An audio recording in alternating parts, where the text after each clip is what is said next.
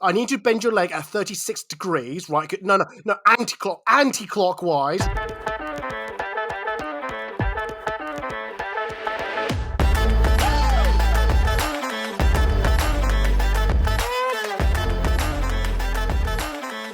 Hello and welcome to Ctrl Cosplay, a podcast of general conversation and absolute tomfoolery. We are hosts Siobhan and Lydia, and today we have a very special guest, a podcast cosplay connoisseur, if you'd like. We have Eddie of Food and Cosplay. Hello. That's a hell of an intro. I am. Eddie's taking notes. Eddie's there with a little. What was this? Have you got the right person on the podcast? You do know you got me, right? Yeah. Oh. We do. We're aware. Oh, hey! When we first started this, and we clearly ripped off your design for the parody advert we did, but we said it'd be really funny if we got to 100 episodes and then we got you on. Like for a year, or we were like, when do we get Eddie on the podcast? Yeah. I would be so hurt for literally 100 episodes going, why haven't they invited me? Oh my god. You are actually our first photographer guest. Yeah, you are. Oh, I'm so glad. Except for me. But, Well, but you don't count as guest. No. But also, just to reply to your parody teaser trailer you did, you'll be hearing my lawyers. I have written confirmation that it's okay. No. I mean, I wasn't going to ask for permission, so... Sid was like, I think we should. I was like, Wow! Yeah. Because you were like, I'm really happy that you asked. I was like, oh my god, I did the right thing. Yeah. No, because I think it's a weird thing. If I don't mind having a joke with people, but I just need to be clued in with it. So when people do stuff like that to me and don't tell me, I'm like going, hang on, is this an attack on me? What's going on? No. But because Sib asked me, I can prepare myself going, no, it's a joke. I understand. That's fine. It's, just in case someone else comes up to me and go, Eddie, have you heard about this? I'm like, yeah, I got told about it. It's fine. We do it with love. We don't do it with malice. yeah, it was done from a place of love and admiration. Yeah. And the urge to be invited back on your podcast. That's all it is. It's a ruse. I don't know if you're going to ever be invited back on my podcast now, so I'm just saying. Oh, I might have to wait 100. I might wait 100 episodes until I invite you guys back. Episode 300. Let's go.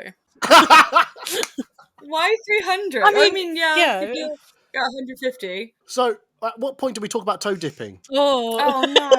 I've never regretted a thing more. I've never regretted a thing more than calling people toe dippers. You kept it in the podcast. This is your fault. In my defense, Sib edited it. Wow. I regret nothing. I love how you push Sib in front of the bus and just let her get hit. Yeah. I'm both driving and in front of the bus. It's fine. Sib's watching me run her over. This is a new version of the trolley problem. Yeah, Gotcha. Yeah. You are both driving and in front of it. Do you save yourself? Do you steer it? What do you do? Yeah. Schrodinger's bus. It both is and isn't controlled by me. So, podcast questions, conversation. Other words that can be used for SEO. Wow. Should I get my smoking jacket on, put my fireplace on, sit there with a pipe in my mouth? Edit Sib, put some jazz, soft jazz in the background. Yeah, I'm going to do that. That actually is quite good for my first question because soft jazz and boudoir. How's that for a segue? So Eddie, you might not know, has 2 accounts on social media. So you have Food and Cosplay, which is primarily cosplay and food. Right? It is literally written on the tin. I was gonna say cosplay and convention. I was like, wait, no, food's there too. You have Food and Cosplay, which is Food and Cosplay, and then you have HKC, yes. HKC. Yeah, I'll explain what that means in a minute. Yeah, so you have Food and Cosplay, and you have HKC, and HKC focuses on boudoir. They share similarities, but they are also quite different. Oh, yeah. So how do you have those 2 accounts? What draws you to each one of them? And how do you decide what goes where? Because sometimes boudoir can be cosplay and things like that. Sometimes food can be boudoir. I mean... Sorry. Did I just agree that food can be boudoir? This isn't just your simple plate of whatever. It is a HKC plate of... The adverts. I was going to say, where are you eating to see this boudoir food? Where do you walk down the aisle and go, oh, look at that salmon there. Oh. Wait, what about if you did those milk bath photo shoots? Would that be food boudoir? Yeah, I was thinking like splashing when people like yeah. real sick with food, like yeah. You do know those two worlds are so polar opposites that I deliberately not put them together for a reason. Oh, geez. Cosplay and boudoir. Yeah, put cosplay and boudoir. Oh, God. How do I explain this? So, obviously, food and cosplay is just mainly my cosplay portfolio. And I, at one point in life, about 4 or 5 years ago, I kind of looked at myself and went, I don't want to get out of cosplay. I don't want to stop doing cosplay photography, but I'm starting to get a bit bored. I kind of need something to like jazz it up every so often. I want to do something different from time to time. Do you know what? I'll make an account, which I already made. I just never used it. And I just thought, right, okay, I'll relaunch that, I'll reboot that up and just use that. And that'll be like everything else from like, fashion photography, boudoir, sexy, you name it, street photography, it'll be there. It has somewhat now become a boudoir latex fetish website, which it wasn't meant to be. There's nothing wrong with that. There's nothing wrong with it, but that wasn't the MO for my HKC website. And whilst I remember, I better explain what HKC stands for. So I don't want to shock your listeners, those who know me, but Eddie is not my actual real government name. Le gasp. Dun, dun, dun. So I thought, do you know what? I want something unique name. So I thought, okay, I'll take the first letter of my Chinese name, HKC, and then use that as my online persona per se. And when I was trying to think of a name to use, I went, well, when I tell other people how to create an account, make sure it's nice and simple. Clearly, I don't follow my own rules. But I thought, it's so unique, no one's going to confuse me with anyone else. So I thought, you know what, I'll just run with it and go for it. So that is how those two brands was meant to be useful when I created it. I love your question about how do I pick photos that goes from one to the other, because in a sense, it's quite easy, because if it's cosplay, food and cosplay, if it's not, it goes to the HKC stuff. But if you think of like a Venn diagram, there is a small slither of the things that I take that I think appears in both. Mm. And from time to time, I go, yeah, I can use some of that material in that site, and then flip flop. I try not to make my food and cosplay account too sexy, skin revealing, boudoir type. And again, I'm not suggesting anything that's wrong with that. That's just how I want to present my portfolio to the world. There's tons and tons of profiles that have all of that, and I just don't feel like me adding my take on that would add anything more to that genre. So I kind of keep it fairly family orientated, food related, cosplay, photos. And yeah, there are times you do see a sexy latex model who's wearing cosplay outfit, and I'm just going, yeah, but I don't see that as overtly sexy. I see that it's a latex garment, but it's cosplay. That's it, really. I was going to say you've had like the Snow White I can think of, where it's like a skimpier Snow White as opposed to like a full ball gown or anything like that. Mm. And I think I've seen it on both of your accounts. Yes. So it's good to see it on both sides, because it is both sort of a sexier boudoir, but it is also still cosplay because it's a recognizable character. Yeah. I also still can't get over the fact that it's HKC. Like, when you have a word, like you see someone's username and you just say it in your head however you think it's said, and then you hear it properly for the first time, you're like, no. Because my brain says Atachike, and I don't know why. Oh no, you're not the only one who keeps saying that to me. It says, "Is it Achikakiki?" I went, it's literally HKC. How can your brain not see that? I capitalize the A, the K, and the C. How can your brain I don't think not I've see seen it? it with the capitalization. To be fair, some handles don't capitalize well, and therefore it just loses it. Like, I don't know if you heard today that people have gone into this new website called Thread, and I think that Threads. Yeah, no, I was being a dick. Also, way to date the podcast, Eddie. Jesus. Oh, sorry. I mean, like 5 weeks ago. Yeah. Sorry, 5 weeks ago. Yeah, this is coming out in September. Sad life. What was I saying? No. Remember that social media site that started and like ended with. Remember the billionaires arguing over like. Yeah. So just edit whichever one makes sense. Like, remember that great Remember when Threads launched and now we all use it? Or just be like, hey, remember when everyone went to Thread? What idiots they were. Like, Yeah, like they used it for 1 week and then just ditched it. Oh my god. I can't remember the question. Sorry. Oh, yeah, my name. Yeah, that's why I hardly talk about my HKC website, because I feel like part of my conversation is explaining how to pronounce HKC, and I don't have the energy for that for every It's fine. conversation. I get that feeling when people see my name written down and then they're like, "Oh, what?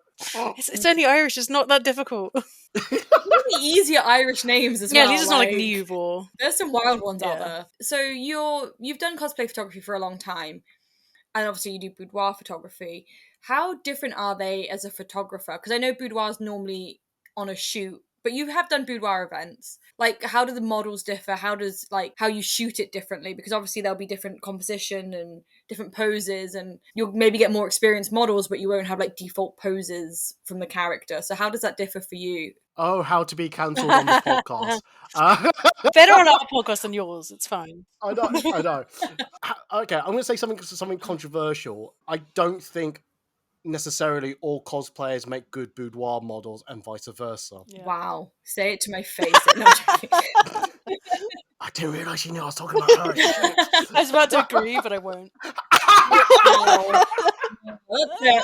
We did a good Yeah. run. We got to 5 podcasts and we are done. Wow. Sorry, Sib, do you have any aloe vera for her? Because she got burned badly. Let me just explain myself just a little bit. So I had, like you said, I've done some boudoir work with cosplayers, and I've done obviously boudoir with models as well. And I think there is a clear distinction between the two, that that people have done this as their career as a boudoir model. It's a different skill set.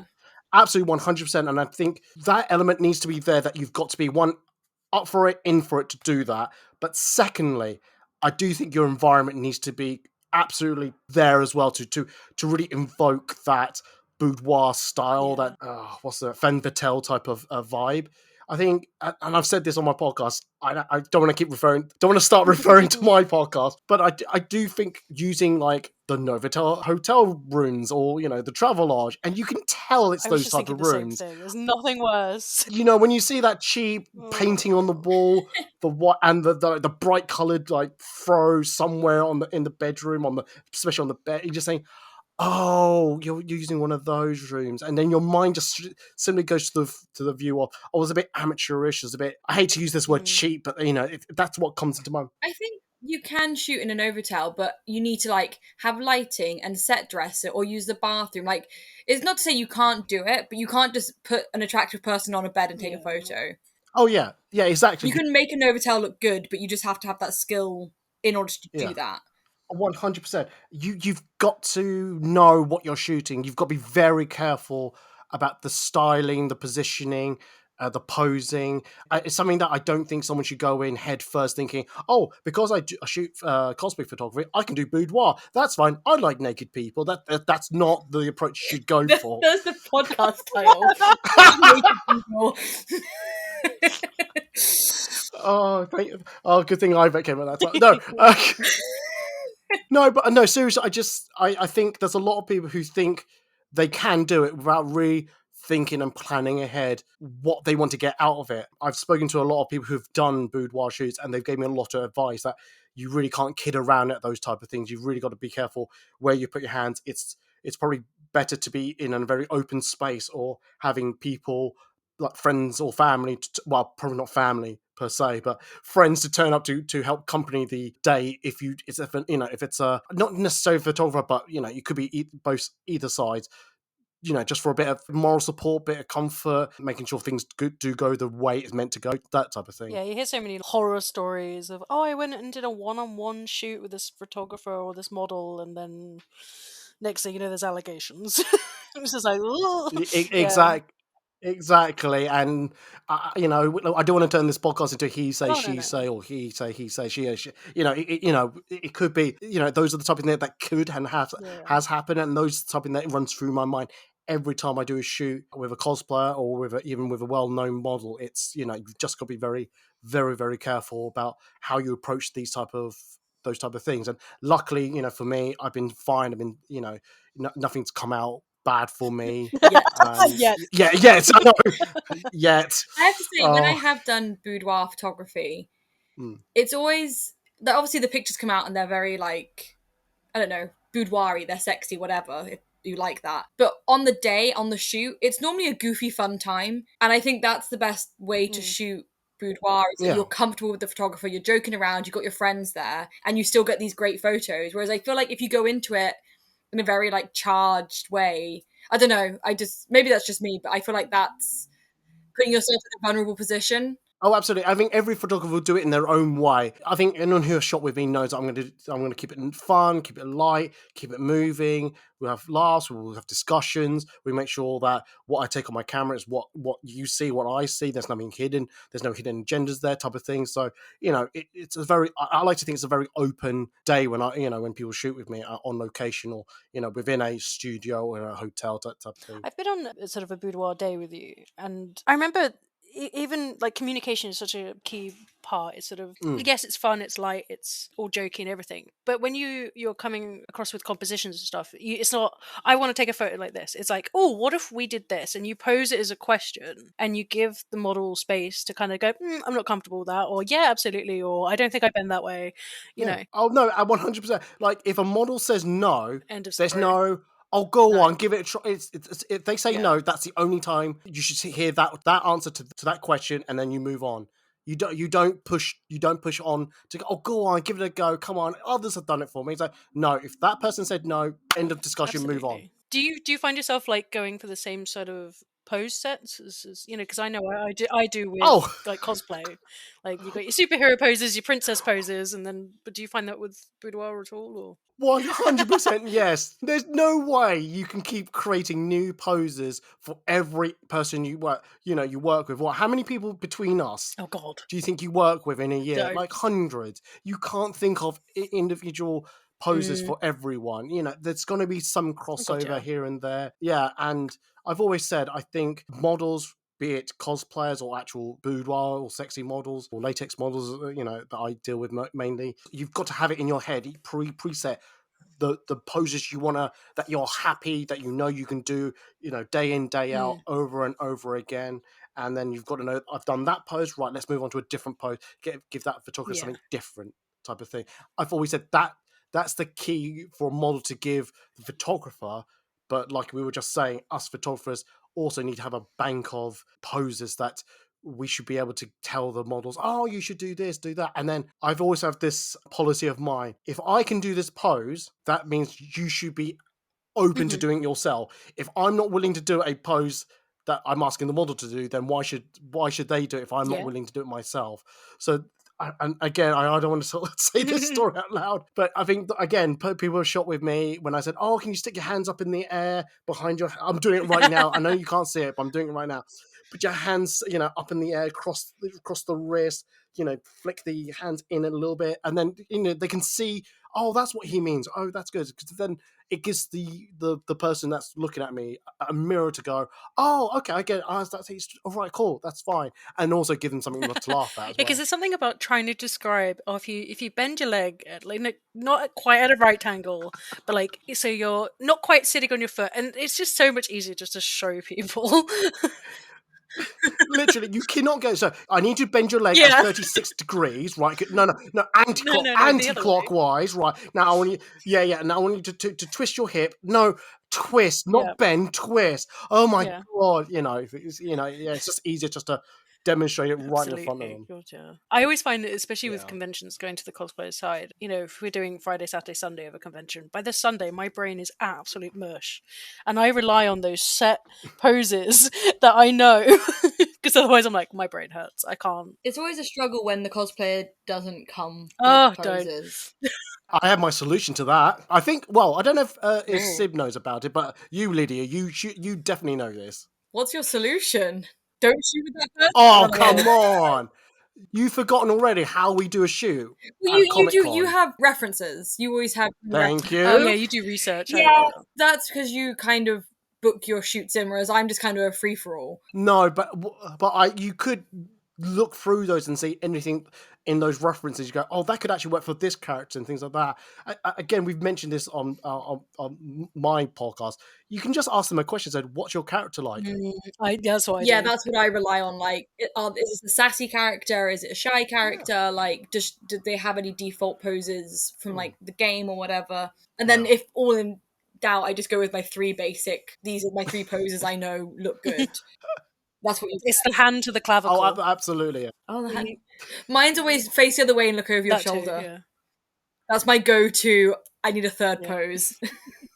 See, I worried that if I say look away, they'll just look away and then just walk off without like coming back. No, come back! I still want to shoot with you. No. Speaking of cosplays at a convention, what cosplays do you love to shoot that get you excited when someone says, "Hey, I'm bringing this," and you're like, "Yeah"? Or does it not happen anymore? You burn out. I mean, I was going to say, if it's Harley Quinn, you've got me full stop. I'll be there, right at your doorstep. No, that sounds good. No.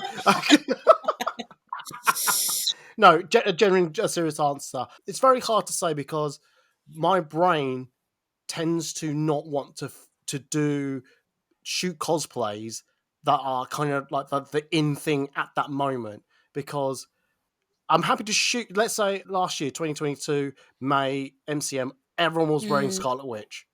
Everyone was wearing Scarlet Witch. I'm like, I'll take 1, maybe 2. But I don't want my whole portfolio to be everyone to be Scarlet Witch. So I tend to like pick characters that I've either never shot before or something that catches my eye. I've always said I look for the cosplays that catches my eye. Like maybe has a big prop, it's colorful, or it's such a weird variant of a cosplay. The one that I always go to explain it is that I saw a Harley Quinn, but they're wearing a Victorian, shall we say, hoop bell skirt, but the front of it was caged as well. So the sides were fabric, shall we say, down the sides, but in the front was caged. And then I can't remember when they were wearing a corset or not, but they had, obviously, I knew it was Harley Quinn. And I went, oh my God, that is so unique. That's so cool. I need to get a picture of that. And that's what catches my eye. If you do something that's like high detail and you're so proud of it, I'll take a picture of that as well. It's the ones that, I hate to say it, the ones that are in between that, if it's very hard to pick between 10 Scarlet Witch cosplays, I'll leave the Scarlet Witch cosplays alone. If it's 10 Harley Quinns, if you see 10 Harley Quinns all bunched together and all kind of wearing the same, again, nothing wrong with store-bought cosplays, but if I see 10 store-bought Harley Quinns standing next to each other, I'm not going to go out of my way, let me just take all 10 of these, because in my mind, it's like, I've taken one, they're going to all look the same with the other 9. So for me, it's got to be something where I haven't either seen that day, or it's something that's so unique that I need that as part of my collection. I'm trying to think. There was one cosplay in this year's May MCM London where someone was dressed up. I'm hoping I've got the right character name, but they're from Death Note, and I think the character name was Ryu. Oh yeah, is that the one with the wings? Yeah. Oh yeah, fake arms. That was so great. good. And for ages, I was looking at them and I was going, how's he done that? How have they done that? I just don't understand how they move the wings and the arms are just drooped with holding the apple. Then I finally asked them, I said, wait a minute, are your arms in the wings and these are just prop arms? Went, yep. And I went, It was really cool. So cool, because it fooled me for a while that I went, like, how did they do that? I just didn't understand. It was great because that is actually how Ryuk stands. So when I saw the video, because obviously I wasn't at con, but when I saw the video of Ryuk with that cosplayer, it fooled me for the longest time, and I was like, "That's incredible!" And the only reason I knew how they did it is because I've seen a Hawks cosplayer do it. Yeah, same. Where they had the hands in the pockets, and then they had their arms in the wings. But that one it was still impressive. But the Ryuk one was just, you have to dig out who it is so we can like name drop them so people can go see them. So the cosplayer is Frank Sterling, FRANC. STERLING. Okay, well, yeah, they were amazing. So yes, absolutely, 100%. Yes.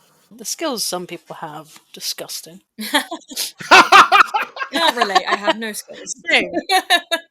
Oh wow! Right, I'm about to roast myself. I was going to say, can you toot your own horn any harder? No, I was roasting myself, and then I can't relate because I don't have skills. Oh right, I thought it sounded like you were like, well, I can't relate because I also know. No, I would be like relatable, but no, can't relate. What do you like about attending conventions? What do I like? So no, Again, this sounds really cheesy when I say this, but in a sense, it's talking to people. It's actually meeting up with new people and just seeing life through someone else's life for like the 30 minutes I'm with them, just chatting to them or working with them and things like that. It's seeing the enthusiasm, for the love of the characters that they're inhabiting right now. It just brings me joy to actually be amongst other nerds and just chatting away and just having a great time just talking to them.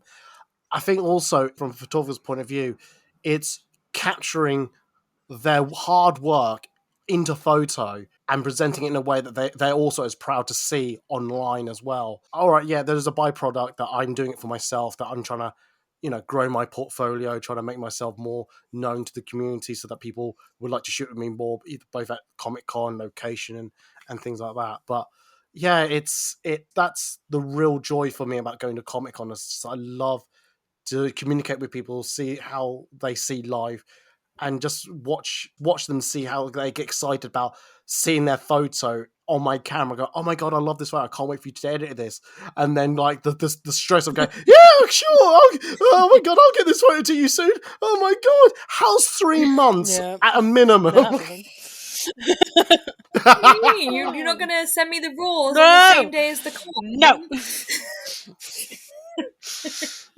God. Bad cosplayer, bad.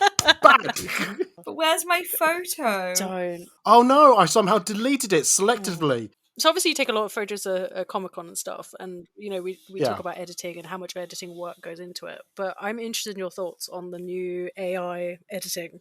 Oh my god, right, okay, so I've only literally just installed it just now because I thought I'm going to start a new project. I thought this would be a great time to use the new Photoshop beta version and use this generative AI fill, because I just thought I can then use it with some of the, with the photos I've taken. And there's some of them I've gone, I could see this being used in this type of photo, and I couldn't be more stunned how well it works.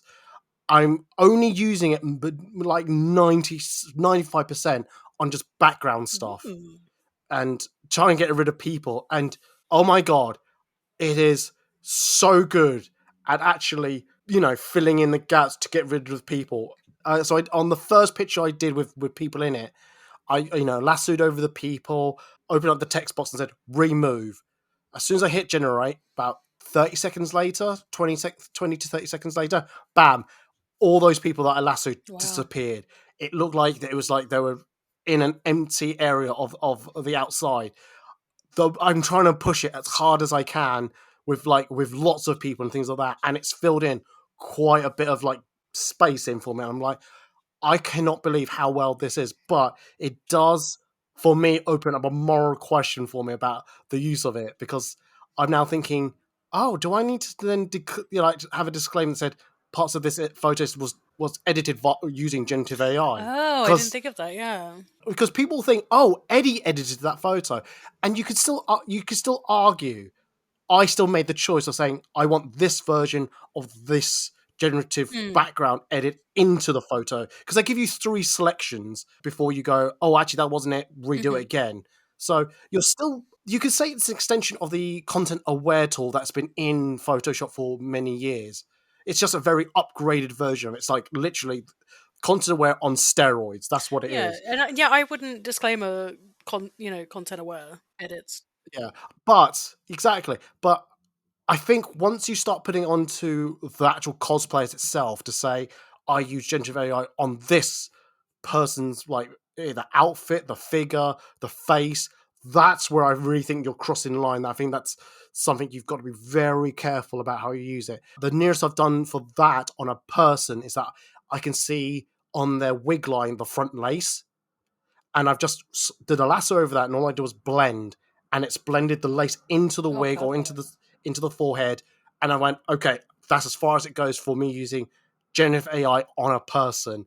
But as a tool, I think it's absolutely brilliant. It is really good, but I am worried how far other people will go with using this tool. Yeah. What about if like a cosplay? Because I've had a few people that kind of go, "Oh, contacts weren't working today. Like they make my eyes sore. They didn't arrive in time, or whatever." Yeah. Could you make my eyes purple? Would you happily use that on that? I mean, I could, but I know a technique myself, which I would actually make their eyes purple anyway. So, But like to save time, instead of spending 20 minutes. well, you say it saves time. I don't know if it. So, I did like look at the clock and go, oh, how long would it take me to edit this one photo? All right, normally it takes me about 10, 15 minutes. Cool. Using generative AI, it's no more quicker than it would be if I just either left it alone or try to. Oh, no, it is quick if I'm trying to get rid of people, but because I'm still focusing on the model as with my own techniques rather than using generative AI, it's actually not sped up anything more than I usually do. It's only editing the background, trying to like get as rid of as many people as possible. So it's just a different way of doing things. Yeah, it's a different for me. It's a different way of doing it. But going back to the eye idea thing, again, that's the line that I'm questioning. Do I cross it or not? Because where do I end and then the generative computer AI Yeah. take over? When is it no longer my work? It's actually a computer's work. In the I think end. you've also got to be careful of, if you do start using it on cosplayers and stuff, and whether it's just skin retouching, which removing bruises or like wristbands or whatever, because we know how much we love a wristband.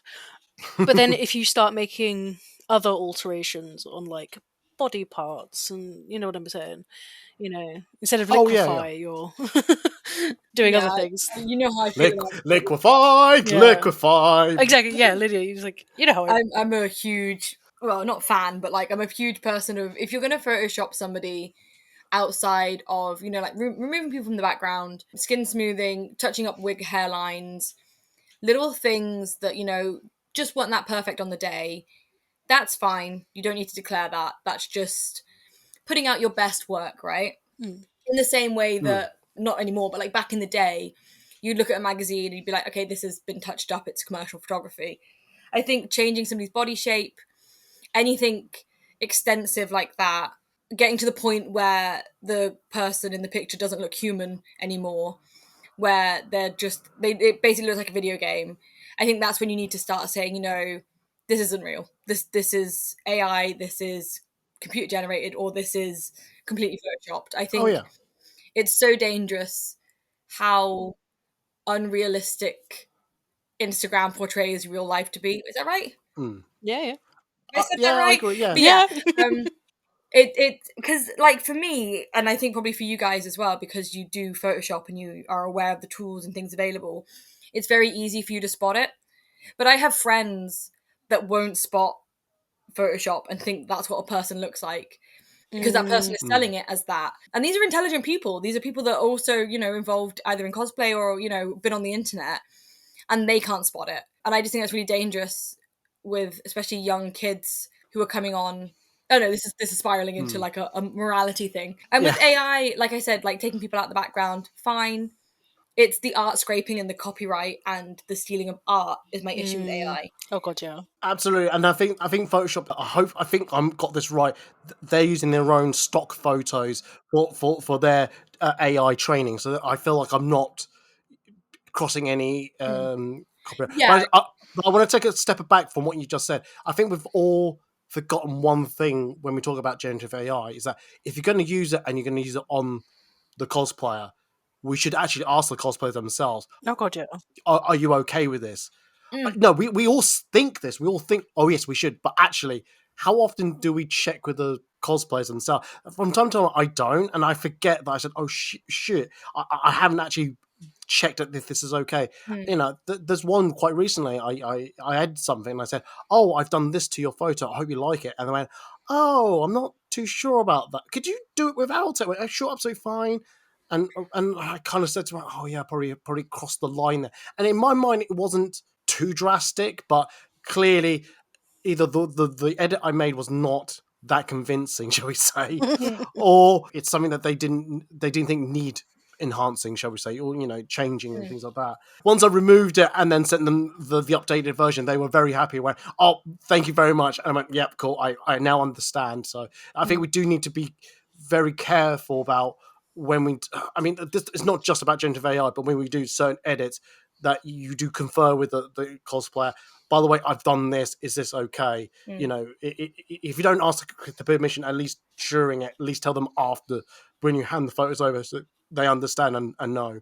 I was just going to say, I was on a shoot on Tuesday, and before we started shooting, the photographer said, you've got a tattoo visible. Do you want that taken out? And I was like, no, I don't mind my tattoos showing in my cosplay because they're a part of me.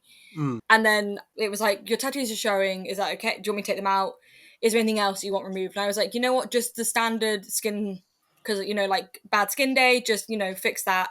And then I'm happy. That's all I want. But I think it's one of the first times I've had a photographer ask me if they want my tattoo removed, which I thought was like, it was a nice question to ask because I was doing a Disney character. So obviously a tattoo doesn't really like suit that, but I don't care. I want my tattoos to show. I paid enough for them that I want them in the photos. So I don't know if that's just because that's now a new thing that photographers are asking, or it's just because that's how they operate. But I do agree, like you said, you need to have conversations with people to say. I mean, also, hopefully the cosplayer or model has come to you to shoot with you because they like your work and they know how you edit. They will have some expectation of how it will look. Like if I shot with either of you, I know what I would expect on the other end. Like, I wouldn't expect to be like a smooth woman with no wrinkles or no knees. I would expect to be like vaguely attractive. So like, it's that middle ground of, I'm going into it with expectations. But working with somebody for the first time, I think it's nice to have that conversation. I mean, even regardless if it's you're working with that person for the first time, the 10th time, or the 100th time, you still need to have that conversation. I think sometimes if you assume something, that's where you're running into trouble. Yeah. I think it's better to check and ask. Even if you think, I trust you 100%, still just drop them a message to say, hey, are you okay with this? Oh god, yeah. I always do that, especially with like composite edits. I'm like, is this too much, or is this, believable?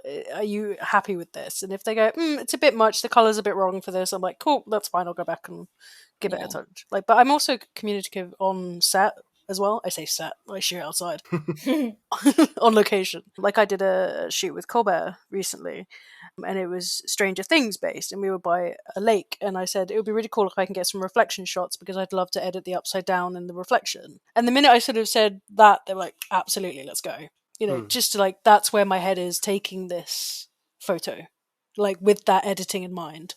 Yeah, I think the best results and the best kind of relationships come from two people working together and bringing stuff to the table, rather than a cosplayer being like, right, you sit there and click the picture, or the photographer being like, stand there and do this. Like, I think working together is what you're both comfortable and makes you both happy. In my experience anyway. I think some people forget that as well. Like, we both need each other. Well, I always argue that cosplayers need photographers more, but the community is not ready for that. I think that's a debate I might take onto my podcast. Yay, I'm back on the podcast. We're back in, lads. Whoa, I never said I was going to invite you two on this podcast. Wow. Fine, we give you a banger idea for a podcast, then you go and get somebody else. 100%. Who's my alter ego on the internet? I don't know, someone calm and normal. Everyone else. Wow. Yeah, you can have Cabbage. That's it. Lusty on your podcast. I want Lusty. I want her back on my podcast. Lusty's gone away. So Amy, the first time I shot with this Acoustica photography, the first time I shot with her, I don't wear contacts when I'm in cosplay because I can't put contacts in my eyes. It's a whole thing. But she edited my eyes to be the right colour for the character. And I've never had that done. And I didn't ask. She just did it. And it was only because I was watching her, she streams her edits, that I noticed that she does eye colours. And it's just a personal preference that she likes to make sure that it's correct. But I'd never thought about it, and I've never asked a photographer to do it for me. And like, I don't care if my eyes are the wrong colour. Like, I've never thought about it because I don't put contacts in. But it's just that little touch of like you mentioned, like just editing eye colour and things like that. Yeah, it just thought it was funny that I've never had that before. And she didn't ask me, but like, I'm not going to be like, oh my god, I can't believe you did this. Like, I'm going to cancel her over making my eyes the right colour. It's not like she's got the skin colour of a Critical Role cosplay. That's a level of detail I cannot be bothered doing. Yeah, I think it's so above and beyond, but she, in her little perfectionist mind, she's like, gotta have the right eye colour. I only do it if people go, can you edit these eyes on? If it's a close-up, yeah, but this is like, I'm far away. But god, no. But Amy knows. She's like, I know the eyes are purple, and I'm like, Amy, nobody is zooming in on this. Actually, I lie, I have done that for Yasha, because she's got heterochromia, and I was like, people will notice critters are feral. Yeah. I think if I start editing eye color like that, if I do one, I've got to do all the photos. Yeah. And if it's at a Comic-Con, it's not too bad because I tend to do either 3 or 6 photos. But if it's a location shoot, which I've done before, where this is Bex, she did her Spider-Gwen cosplay and she's got blue eyes. Yeah, I made all her eyes blue. Oh, and we also did a Poison Ivy shoot as well. And I made her eyes green. And God, I just every so often I would go, right, done with that photo. About 5 minutes, I'll sit there thinking, oh fuck! I forgot to change the eye. I've got to go back to that photo and just edit it in. I remember sending Maddie a Yasha set, and I was like, "Oh, all done for you. Here you are. Here's the link." And they went, "No, ignore that," because I realised after I'd already exported it and sent them that I forgot to do the eyes, and I was like, "Never mind." It's such a small thing. It does look like it does complete the character. Unless like someone specifically says, I want yellow eyes, or I want cat eyes, or I need to be blind, I'll be like, I'm not doing it. I will assume the eyes you brought to the shoot are correct. The eyes you brought to the shoot. The eyes in your head. Yeah. That you brought with you. I will, unless told otherwise, I will assume it's correct. I have an answer to if they want to be blind. Just poke them in the eye really hard. Well, no, because I did Nat's your stroller, and she's meant to be like cat eye blind. Yeah. Your stroller's a special one because not only is she cat eyes, but she's blind as well. Yeah, that was fun. Thanks, Nat. No, I'm kidding. I like a challenge. I always say this. Time for you to do 25 photos of your stroller. I mean, I've got some sat from SecretCon ready to go. How did you get into podcast? Because we mentioned at the start, I don't know if we were recording, but I mentioned at the start that we were inspired by Eddie to start this podcast after he tried to put me in a box on his own podcast. And kept steering me towards questions and like a very important interview. And I was like, I want to talk about this. Because we were talking about, is MCM worth the money? And Eddie kept... Oh, I thought the podcast you were referring to is the wig episode. No, we don't talk about the wig episode. I love that episode so much. So we were talking about whether or not MCM is worth it. And I went down this whole spiral about Artist Alley. And I wanted to just talk about Artist Alley for like the whole podcast. And poor Eddie kept being like, so is MCM worth it? And I was like, and another thing about Artist Alley. And I realised that I needed my own space in which to spread my wings. And Sib agreed to come on a journey with me about podcasts. And then I just gave her all the work. So, I mean...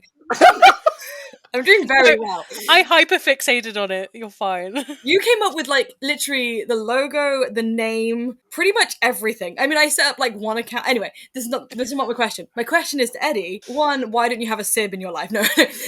Yeah. How did you start your podcast? Why did you start your podcast? Like, what interested you? What made you think I want to do this? Oh, okay. All right. Well, before I answer that question, I mean, Siobhan, if you're in trouble, if you need out of this podcast, just blink twice. Don't you dare. Blink twice. If you need to be jumping onto a different podcast where you'll be respected and you don't have to do all the work. What? Took 2 minutes for Eddie to try and poach Sim. I've never been so flattered to be talked over. I think for years I've listened to podcasts and I've gone, oh, I can do that. A lot of things in my life, I've always said the word. I think I've said the words, oh, I can do that, thinking it's simple. And oh dear God, same with photography. So, like many years ago, I thought, oh, do you know what? I'm going to get into podcasting, but if I'm going to do it, I'm going to do it right. I'm going to do it when I've got time and I've got a bit of money so that I can host these on these these podcast platforms, those type of things. But I said, no, now's not the good time. I'll wait until like I've got lots of free time. You know, kids. I don't know if you heard something called the pandemic in 2020. Are you calling us kids? We'll take it. We'll take it. I'm meaning to talk to your audience. Okay. I was like, wow. Boys and girls and non-binaries and everyone included. Yeah, kids, I mean, you might have heard this thing called the pandemic in 2020, you know, when we all spent the year 2020 for 36 months of our lives. Don't know what happened to 2021 and 2022. But anyway, I got put on furloughed. I was going to say redundant. No, I got made furloughed, which gave me a lot of free time. And I went, oh, I did promise myself that if I had a lot of free time, I'd actually do podcasting. And I went, fuck it, go for it. Now's the time to do it, because if I don't do it now, I know I'll never do it. I've got a couple of friends that I know who do podcasting themselves, or ask them questions and how to do it and things like that. And yeah, it just came out of it. I actually, truth to be known, I didn't want my podcast to be cosplay related. I want it to be something different. Ooh. I wanted it to be like, definitely like a Q&A type of thing and have guests on it, but I didn't want it to be cosplay related. But everything, I was thinking of what else I could do. I don't know nothing. I know nothing about this or that. the only thing I know is like photography and cosplay. I went, oh fuck, go on then. I'll do Comic Con and cosplay and all that bullshit. Fuck it. So no, don't get me wrong. I'm not. I do love it. Don't get me wrong. But it's like it just felt like I haven't. It felt like I had no imagination that I couldn't think of anything else. But I just went for it, and so I just started recording. I batch recorded a load of episodes.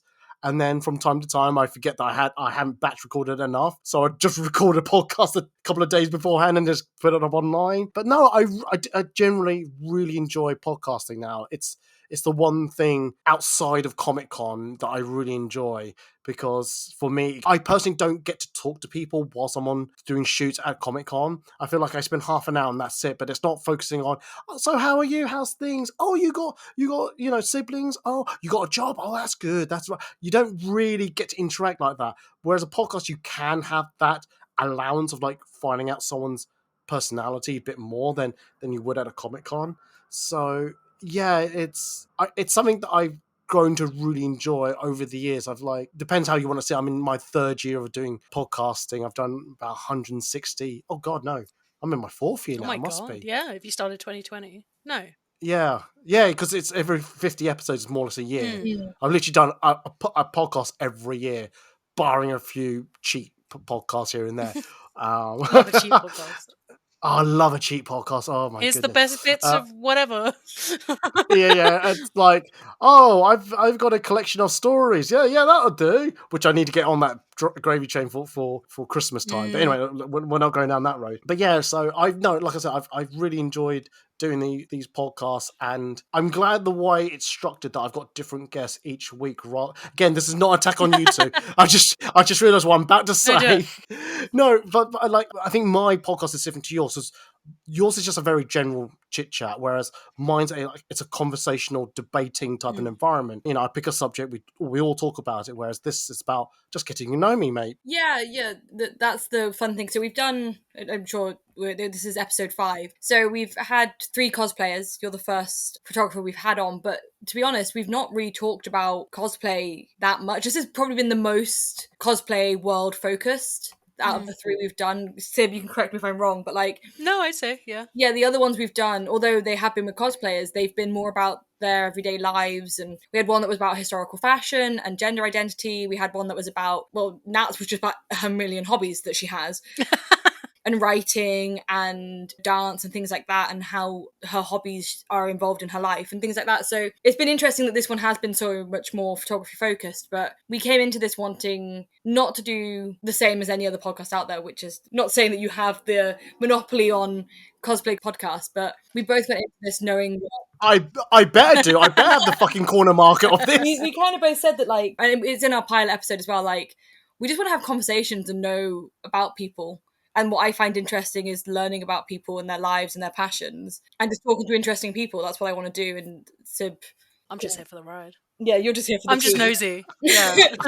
No, that's fine. Just going back to my podcasts, I enjoy doing those debatable topics and things, because sometimes I generally don't know the answers. I don't know beyond what I've seen on TV or on the internet, but sometimes it's there's so many voices out there. You just kind of want to talk to a person or two and just say, look, you tell me what your viewpoint is, and I can focus a lot more and a lot easier to hear these two voices and then go, okay, that's really good.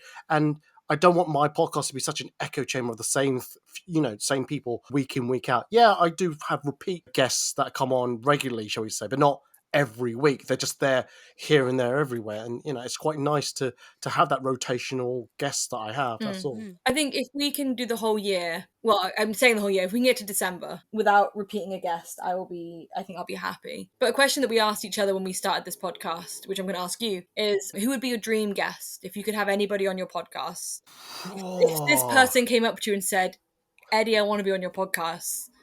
And it doesn't have to be in the cosplay community, or it could be, but who would you want to be like, I like what you do, I want to be on your podcast?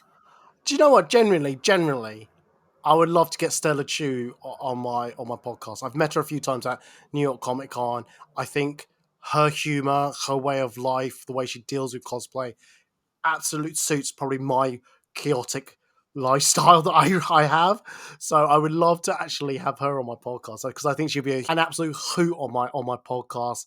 It'd be really fun to talk about how she sees cosplay because she does burlesque as well, and I've seen her burlesque a couple of times out at New York Comic Con. Oh, so whilst I was at New York Comic Con, she does it in the evenings elsewhere, and yeah, it's they are just a hoot. But she's her career's like soaring at the moment, so I doubt I'll ever get her on my podcast. I had actually messaged her once or twice, but she never replied back. I went, oh, okay then, thank you, bye bye. Time for a petition of get Stella on Eddie's podcast. I'll be happy if someone starts that and it actually becomes true. Tag her below and tell her. Look, tag her below to get her on our podcast. And then we'll send it to you. Yeah. You're doing it wrong. Hang on, do you know that scene in Into the Spider-Verse where Peter B. Parker's like crying in the shower? I have not seen that movie. Replace that scene with Peter B. Parker with me, and that's how I'll feel.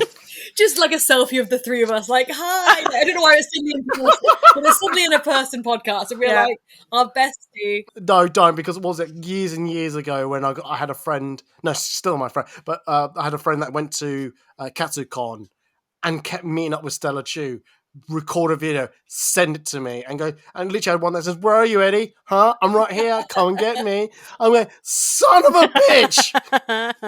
That's funny. Perfect. So as we're such a baby podcast in comparison to your Ed talks about, I'm going to ask any advice you would give, and for anyone listening, like if they wanted to start their own, what would you say? I don't do it. Wow. You're like, this is the most enjoyable thing I have outside of Comic-Con. Also, don't. Don't do it. Like photography, it will consume your life. No, I do a podcast that that you enjoy talking about, because literally you've got to be talking about it for up to an hour. Well, how long have you want to do it? We're recording this for an hour. My podcast lasts an hour. I think that's a good media. That's a good middle ground. We don't tell you, Eddie, this is a 3-hour podcast. Oh my god! I'm of course joking. I've got to go. No, I think it helps if you do something that you know and you enjoy, and then you feel like you can talk to your blue in the face. Because if you pick a subject that you're like airy fairy about it, you don't know quite what you're talking about, you're going to struggle a lot. Make sure you can do it. Make sure you can do a test pilot episode. You don't ever have to release it as episode 1. You can just record and go, right, cool, that's it. I've heard it, I've listened to it, I've edited it. Well, I've edited it, I've listened to it, and go, okay, I can hear the pitfalls in that one. You then know what you then already got one podcast underneath your belt, and then your next one that you do, you can make, right, this is the one that I'm gonna plan to put out online, and if it does sound decent enough, then at least you're good enough, and you will get better. Like I recently re-listened to some of my earlier podcasts. I've gone like my photography. I went, oh dear God, this is dog shit. How did anyone listen to my podcast at the beginning and stuck with it? Like with my photography, how did anyone shoot with me in 2015 and think this was good? It's so funny. Not by you, but because you were proud of those at the time. You were like, I took this, I'm great, I'm going to put this on the internet. And now you look at it and you're like, why? Why did you Why is everything so dark? I don't understand. Why is the saturation at 100 and the vignette at 1,000? Why did I not move the cosplayer out of the con floor? They're just on an orange carpet. Why did I do this? Why are they still holding a bag? Like... So true.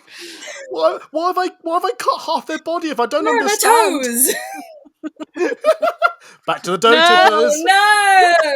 No, what a way to end the podcast. Oh my god. I have a question. Podcast. Go on. You said about the pilot episode, you can record it and never put it out there. Now, our first pilot hasn't seen the light of day yet. Because it was very awkward. And between one podcast to another podcast, I keep it that way. No, Patreon because you know how bad that is. You don't want to tell like anyone that says about photography. If you're gonna output photos, output the best photos, not your worst. You want to show everyone your best work, not your every. Unless you're on Patreon, and then you get exclusive rights to it. Just nice little plug there. Anyway, my question is: are there any episodes, not the pilot, that you've just not released?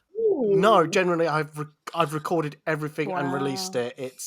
There's not one which I've gone, there's nothing here I can do. There have been, you can try to work this out yourself, and I'll never confirm or deny it. But there have been episodes where I've gone, oh my god, I am trying so hard to keep everything going and keep the conversation going. that's another skill that you need to have also, that if you're going to have guests on, you've either got to be lucky that your guest is very talkative, or you can think of questions one after the other and just keep probing that. You don't ask questions such as, is it cold today? Yeah. Yeah, you need open-ended questions. Yeah, you need to say, oh, it is cold today. How does that make you feel? That always, I like to wrap up warm, and like you've got to think of those type of questions. And yeah, I've done episodes where I have, like, I'm not saying I've got frustrated, but it was going down that path because I could hear my guests just like not giving me.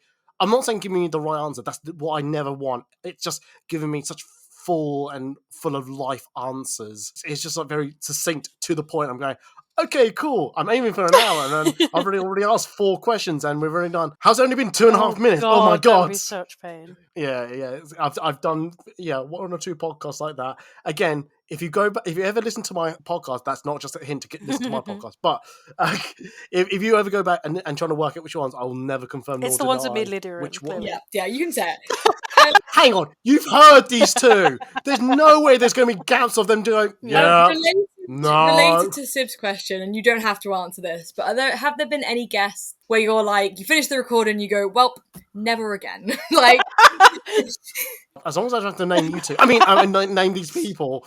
No, it's not about not having them again in a negative way. It's that when you think, it didn't work out the way you thought it would, not because in a sense they're a bad guest, but it's because they're not great conversationalists. That's it. And they weren't because they were a bad guest. Sometimes you do have to take a punt and go, I've got to take a risk and see if this will work. Because like I said, for me, I like to have a revolving door of guests, and I have to tell myself there will be guests that will be great and brilliant. I'll put them on, bring back another time. There'll be guests where you just go, oh, this is a bit more work needs to be done to get for me an hour podcast. And there's some guests you really want back, but they just never have the time to either come back, or they've been so busy that they can't make time for you. Do you find there's any subjects that you've either gone, oh, probably should have done that, like, because you do very conversational, like subject specific, or are there any topics that you're like, I'd love to do this, but I will be cancelled?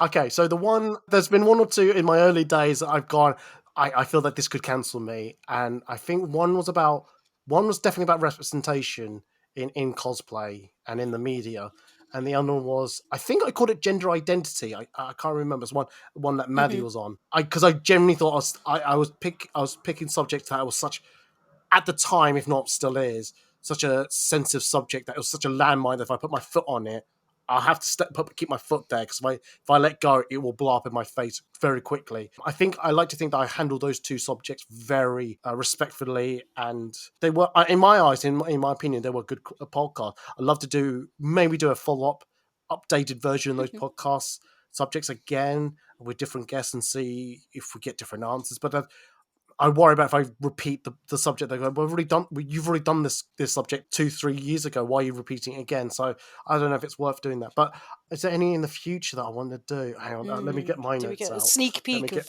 Ed talks about? Possibly. This is the Ed Listens podcast. Yeah. Well, the ones I've got, okay, so I think by the time this has gone out, some of these are already done. Like, there's one I've written down that's being your own critique as both a cosplayer or a photographer. God. How to keep the play in cosplay. Sometimes I think of titles based off a phrase. So one is, we should cosplay as a group. And obviously, how do you keep a cosplay group going to the very end, to the day of the Comic-Con? Yeah. Because I've heard stories where people have gone, yeah, let's get this group. You end up with 20 and then only 4 turn up.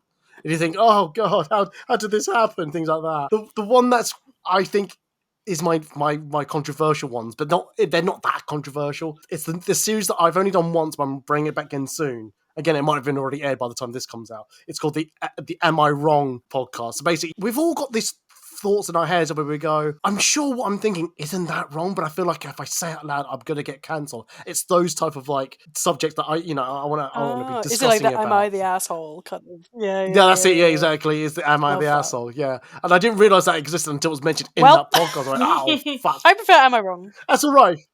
Yeah, Am I Wrong? I'm trying to think what the ones that we've done before. So, like, we talk about, am I wrong that screen accuracy isn't the be or end all type of thing? Or am I wrong that I don't want to be shooting anime cosplayers? And No, we were saying, oh no, I don't think that's a wrong idea, because if your style doesn't fit with their style, that's fine. But then I countered that by saying, but also photography is just point and shoot. To this basic building blocks, it is just point and shooting. I always say you can do a headshot, a mid shot, and then a full body shot, and they'll be happy. You don't have to do anything too extravagant. You don't have to like create full composite in real time photos there and there. Some people just want just a moment in time that they were happiest and proud of their cosplay. That's what I would think most cosplayers want from their photos. Yeah. The one photo I always forget to take is detail. Yeah, same, absolutely the same. 100%. Like, no, you can have wide shots with a third of headroom and nothing else. Oh, those are the type of photos I can't stand. Is where there's a lot of negative space. Yeah. I've mentioned this again on my podcast. Oh yeah, the one where we just ripped each other apart. Yeah. Every time I edit like that, I'm like, Eddie would hate this. I would honestly, I literally just saw a picture from Amy. Was it Dutch tilt? A little bit, yeah. And I actually wrote, straighten up the photo, woman. God. I love it. But again, it's just allowing a platform. I like to think my podcast is a platform to say these things without judgment, and you're in a safe environment, and we can say, yeah, you are wrong, and here's the reason, but you're safe. We're not here to yell at you. We're here to explain maybe why this is a wrong feeling in you, type of thing. And it's also to let others know, oh good, I'm glad that I've been told this is wrong, and these are the reasons why these people think it's wrong. Or, oh, I thought this was wrong, but they're saying it isn't, and here their reasons for it, type of thing. I like that. I like your room 101s as well. They're always fun. I love doing the room 101. I think I've done it twice now, and I've loved both times that I've done it. Can't remember. I tried to get different people each time, and I also love the Room 101 one. Sorry, the Food and Cosplay Room 101. It's not ripped off. Sorry, from the BBC. Legally distinct. No. Legally distinct Room 101.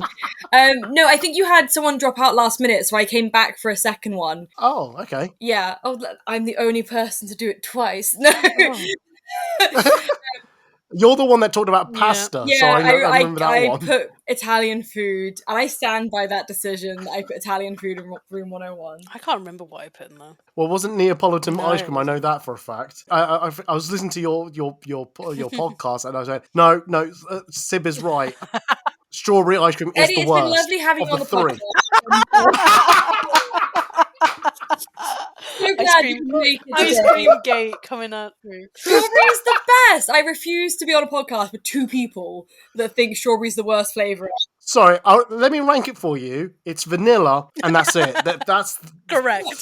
No, it is strawberry, and then it is vanilla, and then chocolate goes in the bin. Yeah, that I can agree with, but also strawberry I feel like together we'd eat a whole tub, and like everyone would be happy with their own section. Yeah, you guys can fight over vanilla. I'll have vanilla or chocolate, and either way. Like Siobhan, if you ever need to be on someone else's podcast, that you're in a safe environment. Leave me my ice cream in peace. I like how Eddie doesn't want me at all. I have noticed. It has been noted. Lusty said I will remember this. Yeah, that's the thing when, in a video game, I remember this. Next time you need a last minute guest. Wow. I think the two chaotic energies of both Lydia and Eddie would just combust. That's why the Wig podcast was insane, because we also had Colbert. Oh, yeah. Oh, Eddie, for some reason, thought it would be a calm, nice time. That's because Disco Frog hadn't come out yet. He wasn't aware. Oh, Disco Frog. Oh my god, that podcast will be so cursed. It was such a cursed podcast. I just never saw the light of day. I still feel like I'm editing that you podcast still lost at us within the first 6 minutes. We were like kids that you put on a leash, and you lost that leash, and we were gone. Oh no! I kept held to the leash, but I looked at the end and there was no one at the end of it. You two just ran off into the wild, become feral into the cosplay world, ripped up the wigs, and just did whatever you wanted with her. And I was just standing there. We are never having Colbert on this podcast. Oh, I was standing there watching everything go to shit, and I'm going, I somehow caused this, but I don't know how. I can see the fire, but I don't understand why. Somehow I'm the problem. I'm the drama.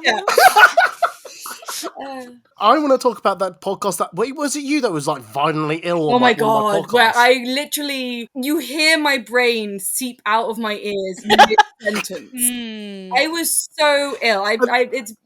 long time since I've been that ill. But it then occurred to me after I recorded, I went, oh, I'm not releasing this. Probably not this side of the year. It's probably next year. I could have waited. Because it was So such an important topic, and it's something that I'm really passionate about. It's about fast fashion. So Yeah. it's something that like I'm really passionate about, and like it's a really interesting discussion with like cosplay now becoming part of that issue with, you know, these kind of big cosplay costume houses that can pump out loads of fast fashion, and the flip side of making it more accessible for people, blah blah blah. So I have this huge like wealth of thing I want to talk about, and I was so ill, and I literally, you can hear me start questioning myself mid-sentence as I'm just rambling absolute nonsense. I don't know how you edited that to make me sound vaguely coherent, because I was not. I don't remember anything I said in that podcast. You assume I edited it. I just went start, end, that's it. Upload, that'll do. It was really bad. Yeah, and then I think we finished the podcast, and I literally just, I'm on the sofa right now, I just literally like led sideways, and I was there for like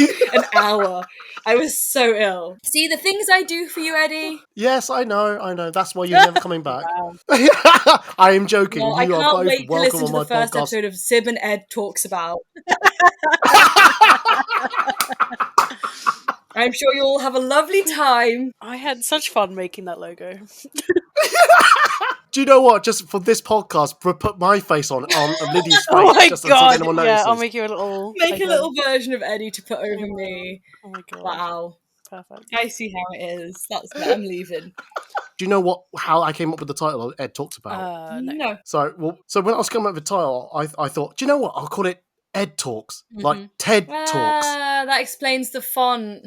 Yes, but I was so worried that if my podcast ever became ever in my wildest dream it became popular, that the TED community or the people behind it went, that sounds solicitors are like, hello. that sounds like our name. I'm going to sue you for it. So I just quickly, Ed Talks About, that'll do. Ed Talks About, that'll do. Cool. Like, you can't get confused with those two franchises. That'll do. Cool. So yeah, so that's it was originally just going to be called Ed Talks, but I just was so worried that I was going to get sued by them. That's why I put the word about at the end, and that's how Ed Talks About. Oh, you could have done about. a rip on the play Talking Heads and just been Talking Heads. That's a terrible idea. Don't do that. I then heard it come out my mouth and I was like, No, I thought it was cute. Oh, okay. No, I think we've all been there. We have a thought, so that's really good. As soon as you say it out loud, you go, yeah, that was completely stupid. It just stayed in my head. And that's why we're called Control or Cosplay. Because it's not as weird. Where were we driving to? We were driving to Manchester. What were we? No, me and Sib were driving to Manchester, and Eddie was there in spirit. And I think a few nights before I'd said, hey, I want to do a podcast, are you down? And then it was a drive up to Manchester. Sib was like, yes, you went. What name should we have? We went to Kept Photo. Yes, we went to go shoot a chat. Yeah. And then literally came up with Ctrl Alt Cos, realised we loved it, and then Sib just went there and like started getting every domain name that exists possible. I've got them all, damn it. We did get them all, like, we even got Threads, so you know that social media that doesn't exist anymore.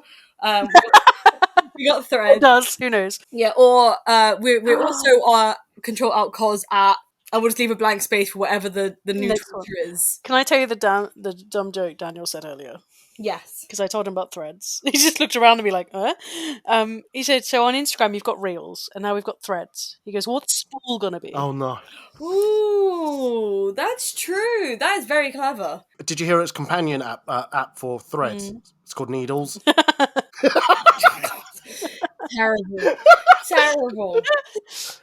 To be fair, I read that on someone else's comment on my one. Stealing stuff off Threads. Oh, I'm 100% stealing from everyone else. No, people need to get on board with that a lot quicker. I have no original thought. There's no such thing as an original thought. This whole podcast, I've been reading off a script.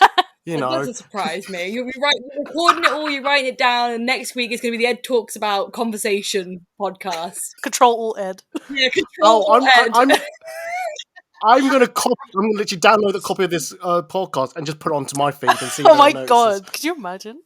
They would notice the sudden dip in quality. Either sudden dip or sudden increase in quality. One or the other. Yeah. Oh my god! How upset would you be if it suddenly either dipped or did really well? And you'd be like, oh. No, if he did really well, I'd be really concerned. Like, oh, they've only done 5 podcasts and they're a lot better than I am.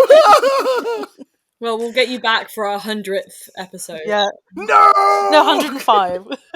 Yeah, 105. Ed will be back. That's it. Well, I'll counter your 105 and put you on the full 100th episode of the Ed Talked About. Dueling podcast. We've got to do a crossover episode at some point. That's what we'll do. My god. Oh, definitely, Yeah, 100%. Control Alt Ed. I've just said it. Yeah, the name's there. We're good to go.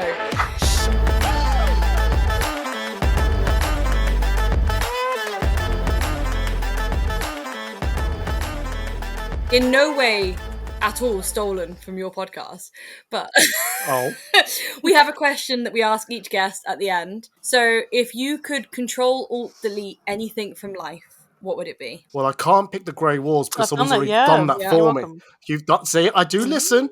I've listened to all 4 podcasts you've read. Not one, but the 4. Yeah. No, I will pick something from comic because I was actually thinking about this the other day. Oh, what would I? Also, we I had it and I don't totally ask any forgot. follow-up questions, so you just say the thing and we go, okay. Yeah. Oh, Yeah, right. you don't have to explain. Yeah, it's just no context. What would you Control Alt Delete? And don't say it. this Damn it, I podcast- knew you were going to say it. I knew it. I was breathing in to call you out. No, do you know what I would put? I would Control Delete my indecisiveness of when I edit my photos. Ooh. I wish I was able just to go quick and efficient and be done so quickly that I'm not sitting there going, oh, this, no. I just want to go, yep, done. I know what I'm doing. Yep, done. 5 minutes, cool, done. Next photo. I just want to be that efficient with my work. I just wish I wasn't that so indecisiveness about my work. Same. Honestly. Although sometimes I just go, fuck it. That'll do. So I apologise to those people. No, you're not. No. No, you don't lie. Thank you for listening. I have been Lydia. And I've been Siobhan. And our guest today has been Eddie. You can find Eddie at Food and Cosplay and HKC on Instagram, Twitter, Patreon, and anywhere else? Foodandcosplay.org or HKC.com. Or hkc.com. You can find us on all social media platforms under Control Alt Cos, or alternatively, go to controlaltcosplay.co.uk/social and see them all there. You can listen to the podcast at Control Alt Cos on Spotify and YouTube, or ad-free plus a day early over on Patreon. Next time, our guest will be Mego Photo, and that's coming out on September the 9th. Enjoy the sneak peek, and we will see you soon. Goodbye. Goodbye. Hi. I've got a photo of the mum and she's running around trying to go, yeah, you really want to do this? This is what you want to do. And she's like half dressed in her costume. And then we're defeated. We didn't get Claudia to interact and dress up. And then the juice box came out and she was being held in the arms and just going, I am here in the photo. I am not interacting with it. Yeah. I'm emotionally and physically checked. Yeah, honestly. And I was like, I don't blame you. Why And can't I end a con day with a juice box in someone's arm? That's all I ask. we'll make sure. MCM Birmingham, I'm going to make a note, bring Yeah. juice box to Brum. you'll be inundated with juice boxes for Brum now. You can cradle me as my cursed weekend. Oh no. Care to think what the Sunday is? Amazing.